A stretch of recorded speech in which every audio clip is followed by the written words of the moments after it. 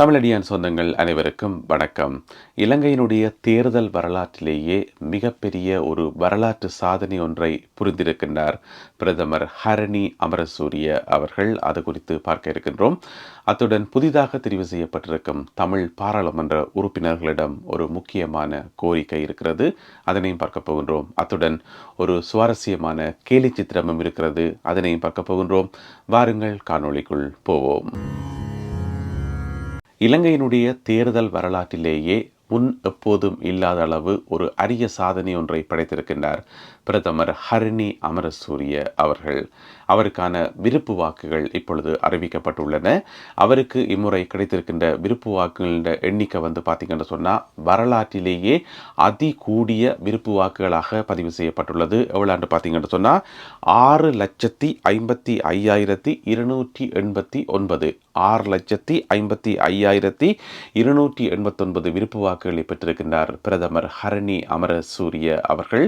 இவ்வளவு நாளும் நடந்த தேர்தல் வரலாற்றிலேயே அதிகூடிய விருப்பு வாக்கு இதுதான். இதுக்கு முதல் பார்த்தீங்கன்னு சொன்னால் 2015ஆம் ஆண்டில் ரணில் விக்ரமசிங்க அவர்கள் பெற்றுக்கொண்ட விருப்பு வாக்குகள் 5,556 5,556. அதுக்கு பிறகு 2020ஆம் ஆண்டில் மஹிந்த ராஜபக்ஷ பெற்றுக்கொண்ட விருப்பு வாக்குகள் பார்த்தீங்கன்னு சொன்னால் 5,27,364 5,27,364. ஆனால் இப்பொழுது பிரதமர் ஹரணி அமரசூரிய அது எல்லாத்தையும் தாண்டி 6,55,000 வாக்குகளை கிட்ட பெற்றிருக்கின்றார். இதுதான் இலங்கையினுடைய தேர்தல் வரலாற்றில் பெற்றுக்கொள்ளப்பட்ட அதிகூடிய விருப்பு வாக்குகளாகும். உங்களுக்கு தெரியும், பிரதமர் ஹரணி அமரசூரியவை இப்போ ஒரு 2 மாதத்துக்கு முதல் எங்களுக்கு யாருக்குமே தெரியாது. ஜனாதிபதி அனுரகுமார திசாநாயக்கா அவர்கள் இவர்தான் என்னுடைய பிரதமர், இவர்தான் நாட்டினுடைய புதிய பிரதமர் என்று சொல்லி ஹரணி அமரசூரிய அவர்களை அறிவித்த போதுதான் ஹரணி அமரசூரியவா அப்படி ஒரு ஆள் இருக்கிறதே எங்களுக்கு தெரிய வந்தது. அதுவும் அந்த பேர படமாகவே 2 நாள் எடுத்தது. ஹரணி அமரசூரியவா, ஹரணி அமரசிங்கவா, ஹரணி அமர நாயக்கவான்னு சொல்லி அதே ஒரு குழப்பமாக இருந்தது. அப்படி யாரென்றே தெரியாமல் இருந்த ஒரு பெண்மணி இந்த நாட்டினுடைய பிரதமராக இன்றைக்கு இவ்வளவு விருப்பு வாக்குகளை பெற்றிருக்கின்ற மிக குறுகின காலத்தில் என்று சொன்னால் அது ஒரு வரலாற்று சாதனை தான். அதுக்கு முழுக்க காரணம் பிரதமர் ஹரணி அவர்களுடைய அந்த எளிமை, அந்த மக்களோட மக்களாக பழகுகின்ற அந்த எளிமை. தான் ஒரு நாட்டினுடைய பிரதமர், நான் இப்படித்தான் இருப்பேன் என்று சொல்லி ஒரு பெரிய ஆடம்பரமாக, ஒரு பெரிய டாம்பீகமாக அப்படியெல்லாம் எதுவுமே இல்லாமல் மிக மிக சர்வசாதாரணமாக, ஒரு மேக்கப் கூட ஒழுங்காக போடுறையில, மேக்கப்பே போடுறையில சொல்லப்போனால் மிகவும் சாதாரணமாக இருப்பா. கிட்டல பார்த்தீங்கன்னு சொன்னால் கிளிநொச்சிக்கு வந்தவா கூட்டத்துக்கு ஒரு பிரதமர் மாதிரியே நீங்கள் நிற்க மாட்டீங்கள், மிக சர்வசாதாரணமாக. அது ஜனாதிபதி அனுரகுமார திசாநாயக்கா வந்தாலும் சரிதான், பிரதமர் ஹரணி வந்தாலும் சரிதான், ஒரே ஒரு கார் வரும், அவையில் வர்ற ஒரு கார் வரும், அதுக்கு பின்னால் பாதுகாப்பு உத்தியோகத்தர்கள் தாங்கின இன்னும் ஒரு கார் ஒன்று வரும், அவ்வளவுதான். இந்த 2 கார் மட்டும்தான் வரும். அதுதான் கிளிநொச்சிக்கு பிரதமர் ஹரணி அமரசூரிய வந்த போதும் நடந்தது. மிகவும் எளிமையாக சர்வசாதாரணமாக மக்களோட பழகக்கூடியவதான் பிரதமர் ஹரணி அமரசூரிய. அதுக்காக கிடைத்த வாக்குகள் இந்த வாக்குகள். அது மட்டும் இல்லாமல் இந்த 2 மாசத்துல பார்த்தீங்கன்னு சொன்னால் நிறைய மாற்றங்களை சத்தம் இல்லாமல் சர்வசாதாரணமாக நிறைய மாற்றங்களை மேற்கொண்டு வந்தவா. பிரதமராக பதவியேற்ற உடனேயே அவ செய்த முதலாவது அறிவிப்பு பாடசாலைகளுக்கு அரசியல்வாதிகள் வரக்கூடாது என்று சொல்லி. உங்கள் எல்லாருக்குமே ஞாபகம் இருக்கும் அந்த அறிவிப்பு. பாடசாலைகளில் நடக்கிற நிகழ்வுகளுக்கு அரசியல்வாதிகளை சீஃப் கெஸ்டாக, பிரதம விருந்தினராக கூப்பிடக்கூடாதுன்னு சொல்லி ஒரு அறிவிப்பு விட்டவா. அதுக்கு பிறகு நிறைய மாற்றங்களை ரகசியமாக யாருக்குமே சொல்லாமல் சர்வசாதாரணமாக மேற்கொண்டு வந்தவா. எனவே அதற்கு கிடைத்த ஒரு வெற்றி தான் இந்த இவ்வளவு அதிகூடின விருப்பு வாக்குகள். அதே மாதிரி இங்கால யாழ்ப்பாணத்தில் தங்கை கௌசல்யா பெற்ற விருப்பு வாக்குகளையும் நாங்கள் முன்னைய வீடியோவில் ஒப்பிட்டு பார்த்தனாங்கள். ஏனைய முதுபெரும் அரசியல்வாதிகள், மூத்த அரசியல்வாதிகள், பாரம்பரிய அரசியல்வாதிகள் பெற்றுக்கொள்ளாத அளவுக்கு விருப்பு வாக்குகளை தங்கை கௌசல்யா இந்த முறை யாழ்ப்பாணத்தில் பெற்றிருக்கின்றார். அதை பற்றி நாங்கள் முன்னைய வீடியோவில் கதைச்சினாங்கள். அப்போ அந்த அளவுக்கு மக்கள் தெளிவாக இருக்கிறோம். மக்கள் ஒவ்வொரு விஷயங்களையும் பகுத்து ஆராய ஆரம்பித்திருக்கின்றார்கள். இது சரியா, இது பிழையா, இது என்ன என்று சொல்லி பகுத்து ஆராய ஆரம்பித்திருக்கின்றார்கள். மக்களாகிய நீங்கள் இப்ப ஒரு அரசியல்வாதி என்ன செய்கிறார் என்று தான் பார்க்கிறீங்களே தவிர இவர் பாரம்பரியமான அரசியல்வாதி, கனகாலமாக அரசியல் இருக்கிறார், எனவே அவருக்கு வாக்களிப்போம். இவர் ஒரு அரசியல்வாதியினுடைய மகன், எனவே அவருக்கு வாக்களிப்போம். இவர் ஒரு அரசியல்வாதியினுடைய பேரன், எனவே அவருக்கு வாக்களிப்போம் என்று சொல்லி இப்ப யாருமே வாக்களிக்கிறீல. நீ பேரனாக இரு, பூட்டனாக இரு, யாரான இரு, நீ மக்களுக்கு என்ன செய்வாய், இதுதான் கேள்வி. இதை பார்த்து தான் மக்கள் வாக்களிக்கணும். அந்த அளவுக்கு வந்து மக்கள் விழிப்புணர்வு அடைய ஆரம்பிச்சிருக்கணும். அதுதான் இந்த முறை நடந்த தேர்தல் முடிவுகள் காட்டுது. எனவே பிரதமர் ஹரணி அமரசூரி அவர்களுக்கு நாங்கள் எங்களுடைய வாழ்த்துக்களை தெரிவித்துக் கொள்ளலாம். அவர்தான் தொடர்ந்து பிரதமராக இருக்க போகின்றார். அவருடைய அமைச்சரவை வந்து மிக மிக எளிமையான ஒரு அமைச்சரவையாக இருக்கும்.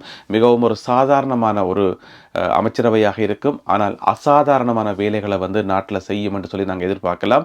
மிகவும் திறம்பட அவர்கள் இயங்குவார்கள். மிக நல்ல மாற்றங்களை கொண்டு வருவார்கள் என நாங்கள் எதிர்பார்க்கலாம். எனவே நல்ல படித்தவர்கள், புதியவர்கள், எளியவர்கள், நாட்டை நேசிக்கக்கூடியவர்களாக அந்த அமைச்சரவை இருக்கும். பிரதமர் ஹரணி அமரசூரிய தலைமையிலான இந்த அமைச்சரவை இருக்கும் என்று சொல்லி நாங்கள் எதிர்பார்க்கலாம். இம்முறை தெரிவு செய்யப்பட்டிருக்கும் தமிழ் பாராளுமன்ற உறுப்பினர்களிடம் ஒரு முக்கியமான வேண்டுகோள். இலங்கை தமிழரசு கட்சியைச் சேர்ந்த 8 பாராளுமன்ற உறுப்பினர்களாக இருக்கலாம் அல்லது ஏனைய பாராளுமன்ற உறுப்பினர்களாக இருக்கலாம். எவராக இருந்தாலும் மக்கள் சார்பாக, உங்கள் சார்பாக ஒரு முக்கியமான கோரிக்கை வைக்க விரும்புகிறேன். என்னென்று சொன்னால், தயவு செய்து கடந்த காலத்தில் செய்த அரசியலை இனியும் செய்யாதீங்கோ.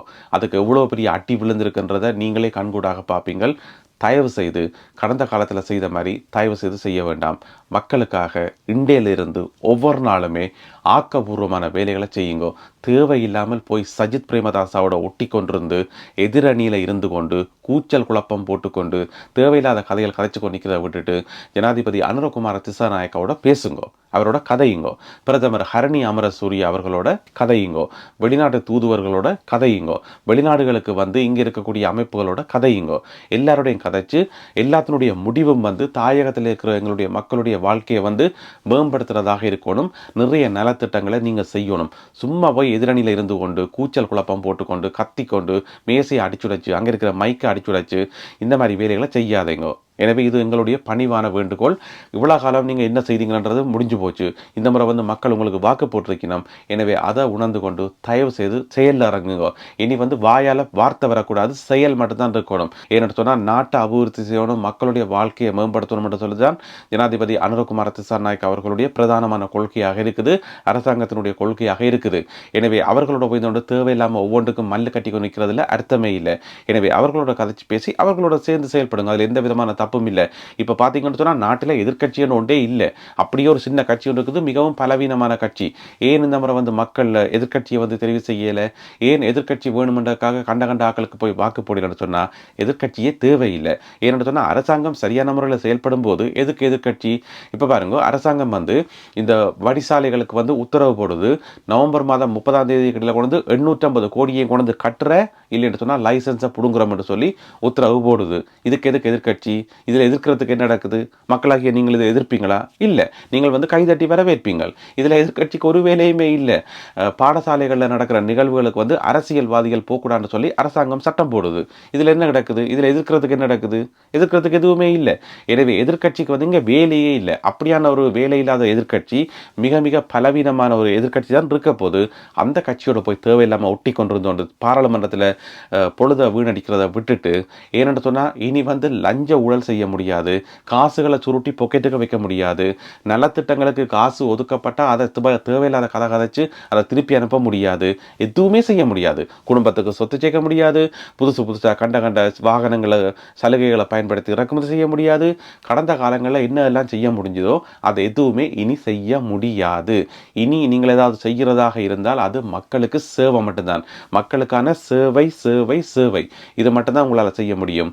எனவே அதை புரிஞ்சு கொண்டு தயவு செய்து செயல்படுங்கோ. அப்படி நீங்கள் செய்தீங்கன்னு சொன்னால் மக்கள் மத்தியில் உங்களுக்கான மதிப்பு அதிகரிக்கும், உங்களுடைய அரசியல் எதிர்காலமும் உறுதிப்படுத்தப்படும். அப்படி இல்லை என்று சொன்னால் இன்னும் ஒரு 5 வருஷத்தை வந்து தேவையில்லாமல் நீங்கள் வேஸ்ட் ஆக்கினீங்கன்னு சொன்னால் அடுத்த முறை தேர்தலில் ஒன்றுமே இருக்காது, ஒன்றுமே இருக்காது. ஏன்னு சொன்னால் இங்கே இருக்கக்கூடிய எல்லா கட்சிகளுடைய வாக்குகளும் வந்து குறைஞ்சு குறைஞ்சு குறைஞ்சு குறைஞ்சொன்று தான் போகுது.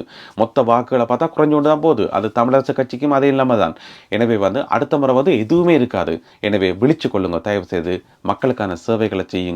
இனி வந்து உங்களோட உடம்பிலிருந்து வேர்த்து ஊத்தணும், மக்களுக்கு சேவை செய்து அப்படியே வேர்த்து ஊத்தணும். அந்த காட்சியை வந்து நாங்கள் பார்க்கணும். தயவு செய்து செயலில் காட்டுங்கோ. அடுத்ததாக இன்றைய கேலி சித்திரம் கார்ட்டூன், மிகவும் சுவாரஸ்யமான ஒரு கேலி சித்திரம். இந்த கேலி சித்திரம் வந்து அன்று இன்று என்று சொல்லி 2 விரிவாக வரையப்பட்டிருக்குது. அதாவது வந்து இந்த அன்று வந்து பார்த்தீங்கன்னு சொன்னால் தேர்தல் முடிவுகளை நாங்கள் தெரிஞ்சு கொள்ளணும் என்று சொன்னால் நாங்கள் என்ன செய்வோம்? அந்த காலத்தில் வந்து எங்களோட கையில் வந்து மொபைல் ஃபோன் இல்லை. அப்போ நாங்கள் என்ன செய்வோம் சொன்னால் டிவிக்கு முன்னால் குந்தி கொண்டிருப்போம். டிவியில் வந்து அனௌன்ஸ்மெண்ட் வரும், அடுத்ததாக ஒரு தேர்தல் முடிவு என்று சொல்லும்போது நாங்கள் உற்சாகமாக துள்ளி குதிப்போம், யாராக இருக்கும் என்று சொல்லி. எனவே சுருக்கமாக சொல்ல போனால் அன்றைய காலத்தில் வந்து இந்த டிவி, ரேடியோ இதுகளை தான் நாங்கள் டிபெண்ட் பண்ணியிருந்தோம், தங்கி இருந்தோம் தேர்தல் முடிவுகளை தெரிஞ்சு கொள்றதுக்கு. இந்த கார்ட்டூனில் வந்து இன்று என்று போட்டு வரையப்பட்டிருக்கு என்னென்று சொன்னால், இப்போ வந்து டிவி ஒரு பக்கம் ஓரமாக கிடக்குது, டிவியில் அனௌன்ஸ்மெண்ட் வருது, அடுத்ததாக ஒரு தேர்தல் முடிவுண்டு. டிவியில் அனௌன்ஸ்மெண்ட் வராக்கு முதலே பொதுமக்களாகிய நாங்கள், அதாவது ஒரு சாதாரண ஒரு பொதுமகன் வந்து கையில் மொபைல் ஃபோனை வச்சுக்கொண்டு தேர்தல் முடிவை அவர் சொல்கிறார், தேர்தல் முடிவை வந்து அவர் சொல்கிறார். எனவே வந்து அப்படி வந்து காலம் மாறிட்டுது, எல்லா மக்களுடைய கைகளையும் வந்து மொபைல் ஃபோன் வந்துட்டுது, எல்லா மக்களுக்கும் எல்லாமே தெரியும். இங்கே தொலைக்காட்சியில் ஒன்று சொல்லித்தான் நாங்கள் தெரிஞ்சு கொள்ள வேண்டிய எந்த விதமான அவசியமும் இல்லை. இது வந்து தேர்தல் முடிவை சொல்கிற ஒரு கேலி சித்திரமாக இருந்தாலுமே கூட இதில் நிறைய விஷயங்கள் இருக்குது. இன்றைக்கு வந்து மக்களுக்கு வந்து எல்லாமே தெரியும், எல்லாமே தெரியும். எதுவுமே நீங்கள் மூடி மறைக்க இயலாது, எதுவுமே பொய் சொல்லிடாது. எனவே இந்த பிரதானமான ஊடகங்கள் என்று சொல்லி இருக்கிற ஊடகங்களுடைய அந்த காலம் வந்து முடிவடைஞ்சொண்டு வருது. மக்கள் வந்து சமூக வலைத்தளங்களுக்குள்ளாலேயே வந்து எல்லாம் தெரியும், எல்லா மக்களுக்கு எல்லாமே தெரியும். எனவே நாங்கள் கண்டதெல்லாம் சொல்லி ஏமாற்ற முடியாது என்றதான் இந்த கேலி சித்திரம் வந்து மிக அழகாக காட்டுது. எனவே இந்த கேலி சித்திரத்தை பார்க்கக்குள்ள உங்களுடைய மனசில் தோன்ற கருத்துக்கள் என்னன்றதை மறக்காமல் கீழே எழுதுங்கள். அத்துடன் புதிதாக தெரிவு செய்யப்பட்டிருக்கின்ற தமிழ் பாராளுமன்ற உறுப்பினர்களிடம் உங்களுடைய கோரிக்கைகள் என்ன, உங்களுடைய எதிர்பார்ப்புகள் என்ன, இதையும் மறக்காமல் கீழே எழுதுங்கள். மீண்டும் மற்றும் ஒரு காணொளியில் உங்களை சந்திக்கின்றேன். அதுவரை நன்றி, வணக்கம்.